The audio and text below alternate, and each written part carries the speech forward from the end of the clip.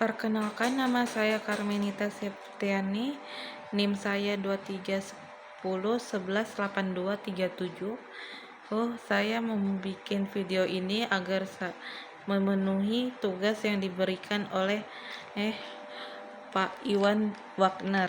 1. Apa latar belakangnya pembentukan petun?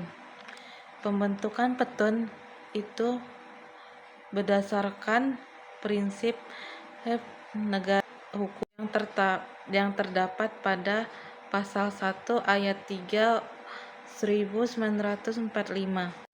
Petun dibentuk untuk mencegah penyalahgunaan oleh badan atau pejabat pemerintah dan melindungi hak yang ada di warga negara Indonesia yang dirugikan oleh keputusan pemerintah, dan sebagai alat kontrol masyarakat Indonesia kepada pemerintah. Apa yang dimaksud dengan kewenangan petun? Kewenangan petun adalah kewenangan atau kemampuan hukum petun untuk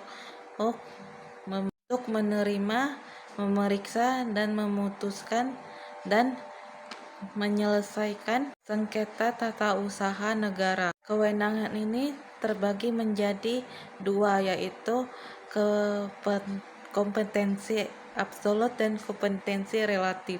Nomor 3, apa itu yang dimaksud dengan kompetensi absolut? Kompetensi absolut adalah kewenangan pengadilan untuk mengadili suatu perkara berdasarkan jenis perkaranya.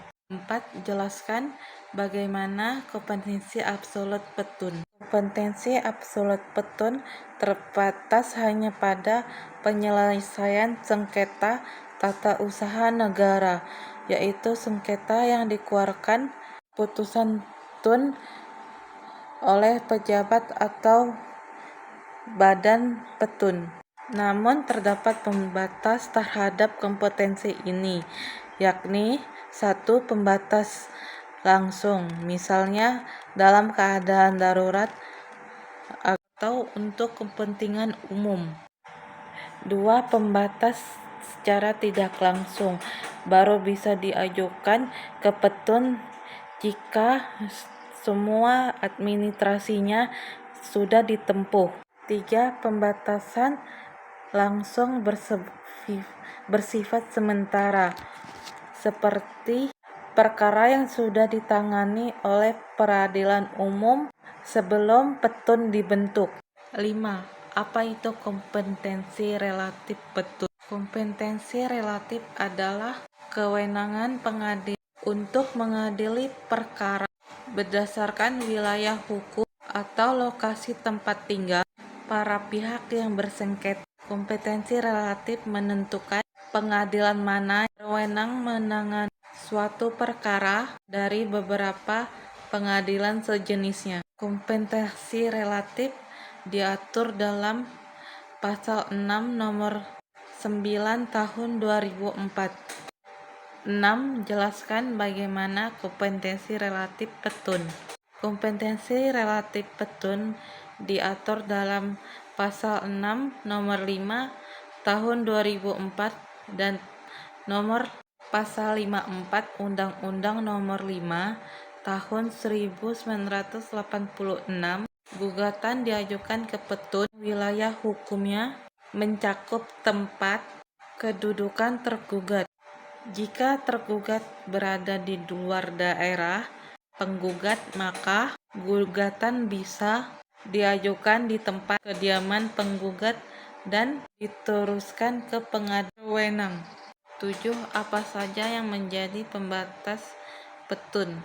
Pembatasan kewenangan petun terbagi menjadi 3 bagian, yaitu 1. Pembatas langsung, 2. Pembatasan tidak langsung, 3. Pembatasan langsung bersifat sementara. 3. Apa saja yang menjadi objek dalam sengketa petun? 1. Penggugat, orang atau perseorangan, orang atau badan hukum yang merasa dirugikan oleh keputusan petun.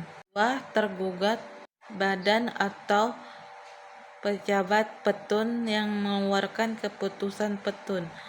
3. Pihak ketiga, yaitu orang yang masih berkepentingan dalam perkara tersebut dan mengikuti perkara tersebut.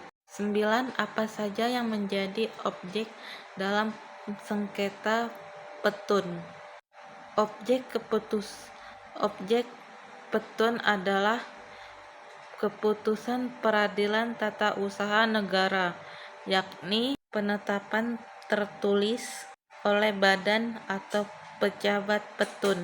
A. Dikeluarkan berdasarkan undang-undang. B. Bersifat konkret, individual dan final.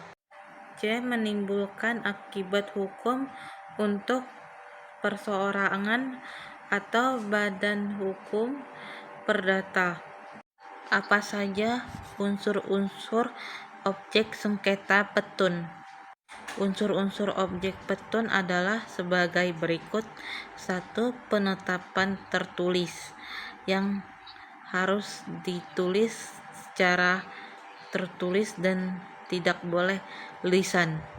Dikeluarkan oleh pejabat atau badan petun. Berasal dari pejabat yang memiliki kewenangan administrasi petun. 3. Berdasarkan perundang-undangan yang jelas dan sah. 4. Menimbulkan dampak hukum seperti dampak perseorangan atau